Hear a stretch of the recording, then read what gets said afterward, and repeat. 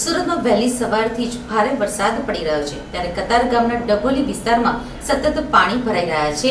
તેમ છતાં કોઈ જ ઉકેલ આવતો ન હોવાથી સ્થાનિકોમાં ભારે આક્રોશ ફેલાયો છે.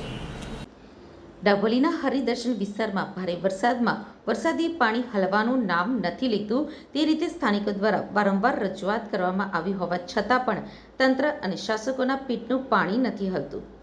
આ પરિસ્થિતિ ઠેરની ઠેર રહેતી હોવાનું રોષપૂર્વક સ્થાનિકો દ્વારા કહેવામાં આવી રહ્યું છે. લોકો કહી રહ્યા છે કે અનેક રજૂઆત કરવા છતાં પણ ભ્રષ્ટ તંત્ર અને શાસકોની નફ્ફટતાના કારણે કોઈ જ ઉકેલ આવતો નથી. આજે પડેલા વરસાદના કારણે કતારગામ ઝોનના હરિદર્શનના ખાડા સહિતના અનેક વિસ્તારમાં પાણીનો ભરાવો થઈ રહ્યો છે.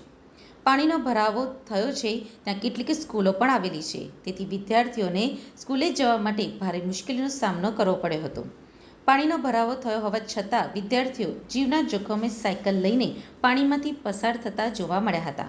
એ ઉપરાંત આ રોડ ઉપર પાણીના ભરાવાના કારણે નોકરી ધંધે જનારા લોકોને પણ ભારે હાલાકીનો સામનો કરવો પડી રહ્યો છે, જેથી કાયમી ઉકેલ લાવવાની માંગ કરવામાં આવી છે.